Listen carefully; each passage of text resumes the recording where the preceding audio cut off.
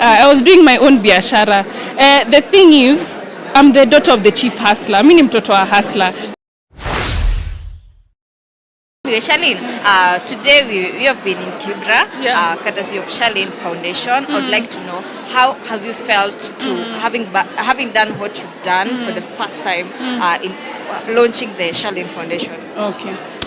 Thanks, Eve. So today we did a soft launch of the CHARLENE RUTO Foundation, and one of our donors had 1,400 packets of food. Nalituliza, where do you want to take the food to? So we chose Kibra, and we went to one of the schools there and we visited the community. So I felt so good to see all those women and all those families to come and receive the food.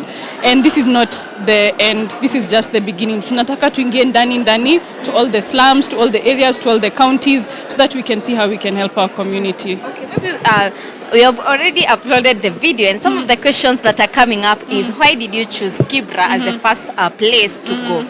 The reason I chose Kibra is I used to go on back when we were in Karen under the ODP, when Dad was DP.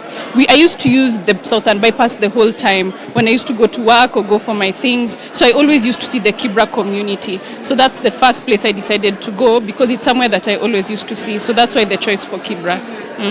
Maybe you can tell us, what is that one factor that has pushed you to launch this foundation, and what are your dreams? Yeah, I know a lot of Kenyans have been wondering, what am I doing? I'm going around counties. What is it exactly?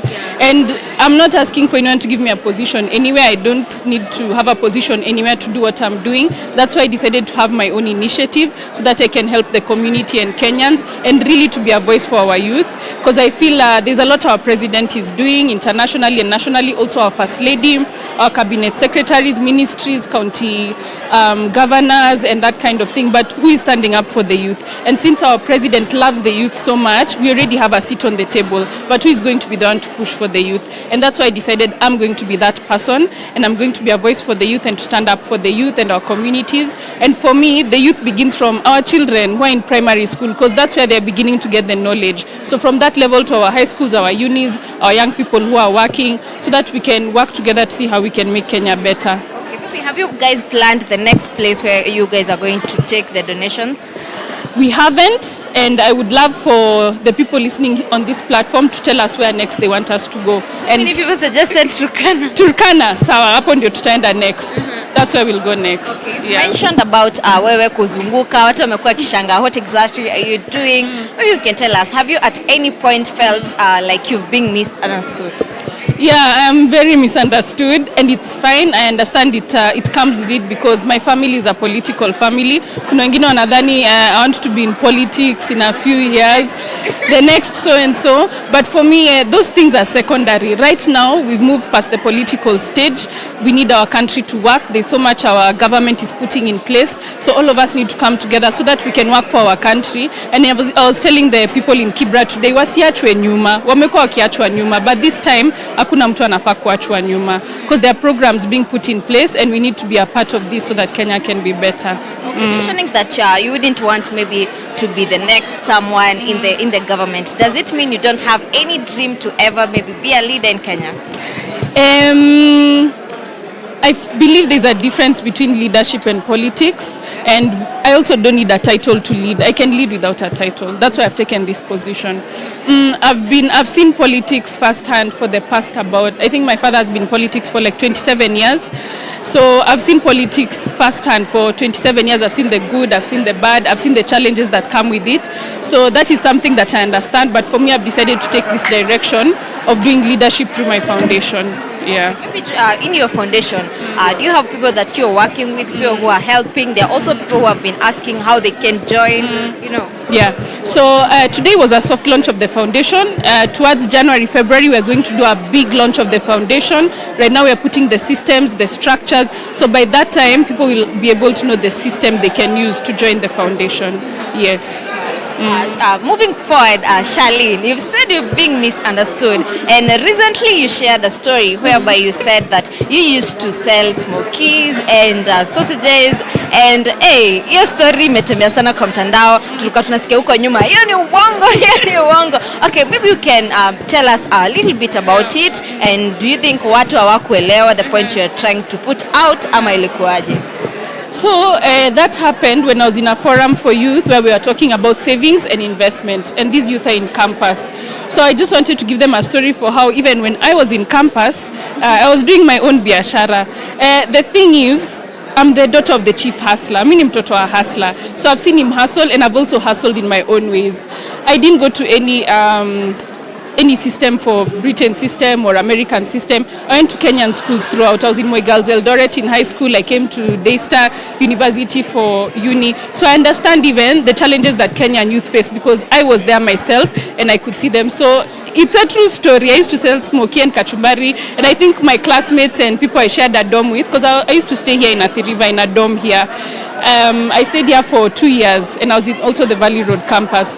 So I have an experience of what the Kenyan youth undergo in different circumstances. So mimi mtu niko kwa ground even though my father is now the president, mimi mtu nimekuwa kwa ground the whole time. If I can call my friends here to say how I've even been to Gikomba. I mean, people tell me they've never been to Gikomba. I've been to Gikomba so many times to do shopping, and I get to see really what is on the ground. So macho yangu are alive to that, and I'm very alive to that. So in regards to that story, as I'm being misunderstood, it's the truth, and I've just spoken the truth. So that's something that really happened.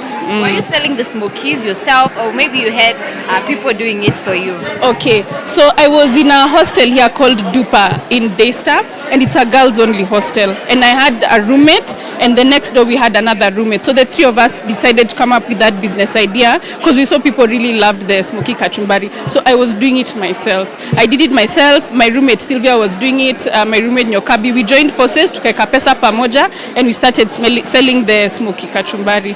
So we sold it for about a year, and then we moved on to do other biasharas. Yeah. So we grew from that. You know, you also gauge the market. Kuna time market pia hiyo kitu ilikuwa imeisha, watu wako wanaitaka sana. So that's why we stopped and moved to other things. Yeah. So many memories za huku Daystar, and today you're back here. How does it make you feel? Yeah, as we came in, it makes me feel very proud, and actually I've realized Daystar really nurtured me into who I am today. It's a Christian university, so it's based on Christian values and principles. So it really has nurtured me to be who I am today in terms of leadership and servant leadership. That's why you're seeing me doing what I'm doing today. So memories zimekuwa mingi. I've seen some people I was in school with. I'm asking them what they are doing. Many of them are doing well, and I'm so glad to hear that. So nimewambia pia we see how we can work together to help current Daystar students, and even in our different forums to help other youth. Yeah. Okay, now that you're on the spotlight, everybody is googling CHARLENE. Everybody wants to know who is this girl, what is she doing. How do you feel when you see people criticizing you, criticizing your work? Something I don't let things get to my heart easily, because those people, if they were to meet me today in person, kwa kitisha picha.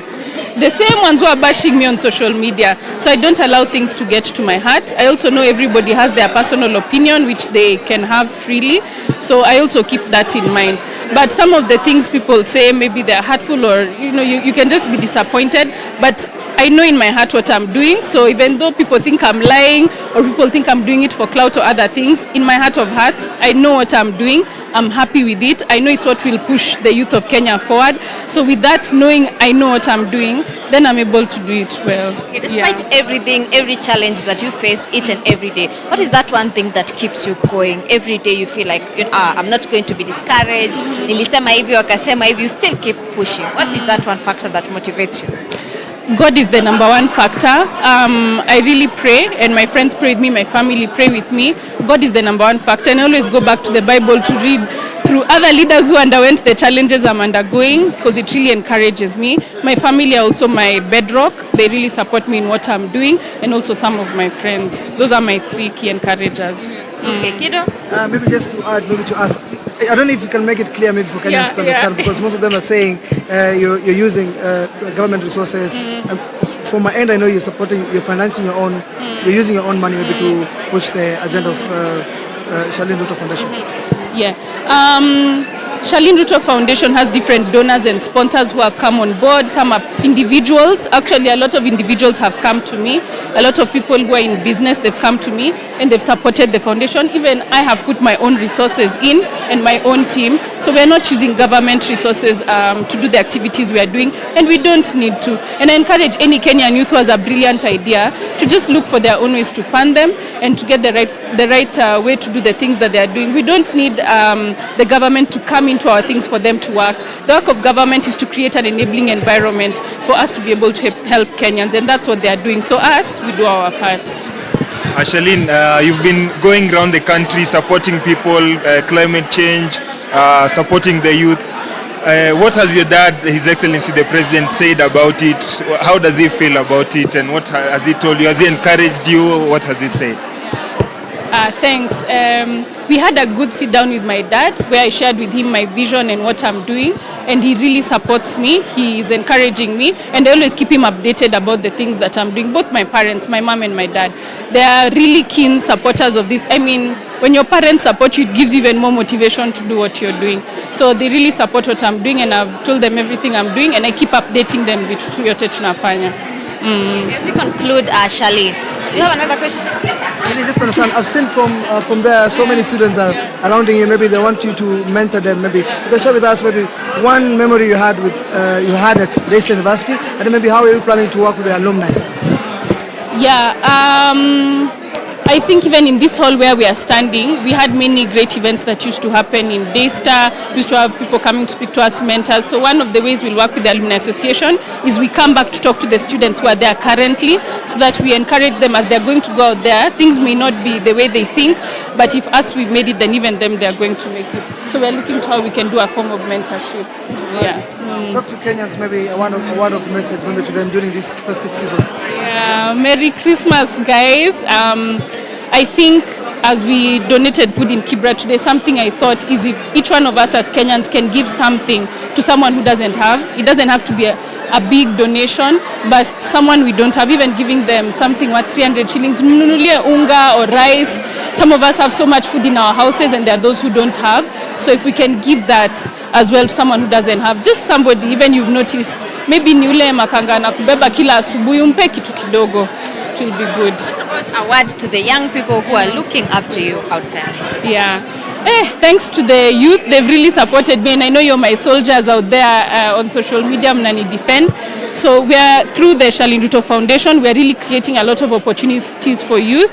There are many scholarships that are coming, so we are going to share this with you so that even you guys, you can grow. Thank you so much, CHARLENE. We really appreciate the youth. I start. This Jamhuri Day, it's about the youth, ni mambo ya tech na innovation. So the government is going to be sharing the steps they are putting in regards to tech and innovation for the youth. So I want whatever the government presents on Monday, of course we have to present it on that day, says Isema Sai. I want the youth to reach out to me on my social media platforms, how they want to be plugged in, so that we can give this feedback back to the government. Because through my platforms, I really want to give feedback to the government so that we know that they're also doing the right thing for the youth. So ideas itatokea Monday, nataka watu, they reach out to me on Facebook, on Instagram, on Twitter, mniambie how you want to be plugged into what government is doing for tech and innovation. You can tell people your social media handles. Unajua kuna nyingi sana. Kuna nyingi. There are fake ones. Walikuwa na con watu. Mimi siwezi ambia watu ati if you retweet I'll buy you breakfast. That's not fair. So my Twitter is at CHARL RUTO. That's CHARLRUTO. My Facebook is CHARLENE RUTO. And my Instagram is also CHARLENE RUTO. Na nimevaa t-shirt ya hustler kwa ile Instagram. Yeah. Asante. Thank you.